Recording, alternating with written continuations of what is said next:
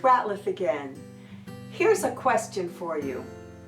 When was the last time you remember your voice got shut down? I'll bet you can remember very clearly the times when you tried to express yourself, tell somebody how you felt, or communicate something important, and it was met with less than a desired response. Maybe a negative reaction, or even worse, an abusive or violent reaction. So I'll share with you one of my stories that is very much indelibly imprinted in my memory.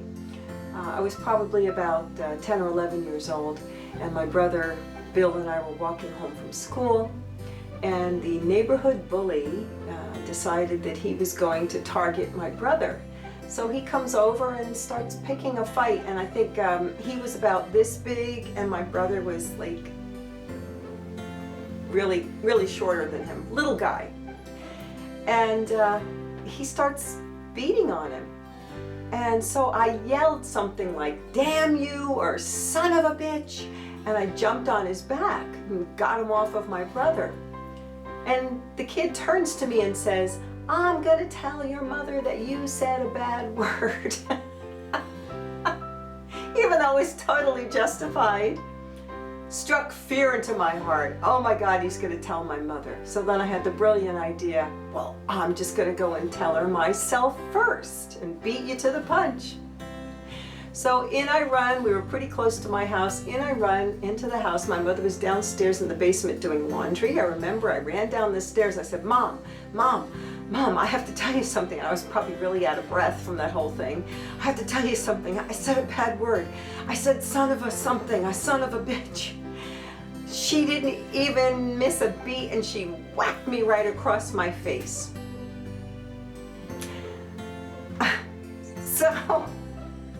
So much for my idea about getting out of trouble that way. But obviously my mom probably felt very bad about that afterwards. She just reacted. She had no idea of the situation. But boy, that was one of many situations that set up a fear for me about speaking my piece, speaking my truth.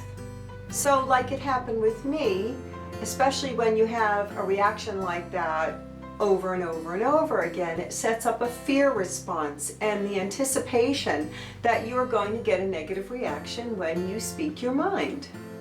It literally creates a neural pathway in your brain that gets hardwired. So whenever you have to have that uncomfortable conversation, your body goes into the fight or flight response and it releases the stress hormones, cortisol and adrenaline. Ever feel like your voice is stuck in your throat? Well, that's the result of the old neural patterning. The energy of your voice literally becomes blocked in your throat. I think that many of us experience our first vocal shutdowns as children. When kids are running around playing, yelling, screaming, expressing themselves, right? What do we tell them? What were you told? Sit down and be quiet.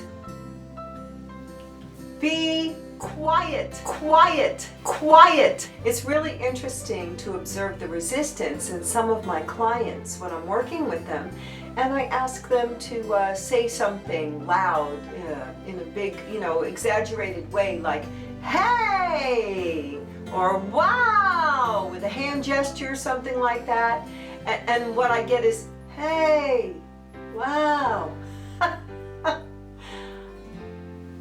We are so conditioned to not allow ourselves to be open and free with our voice, and much less fully out there, fully self-expressed and loud.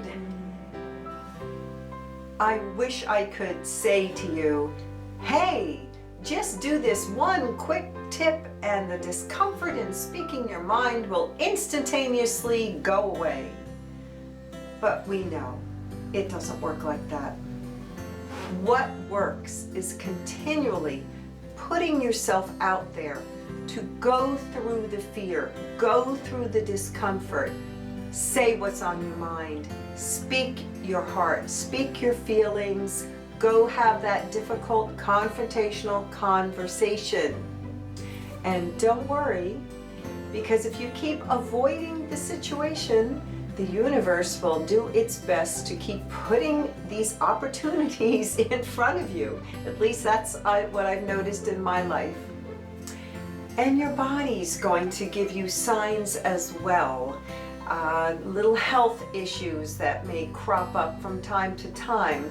It's just gently trying to let you know that these emotions are building up and need to be expressed.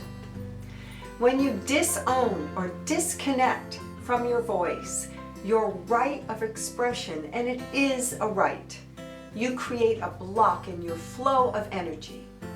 I would be honored if you would share some of your stories of vocal shutdown, or even share some of your success stories where you have taken risks and spoken through the fear and come out great on the other side. And if you know somebody that may benefit from this video, feel free to share it.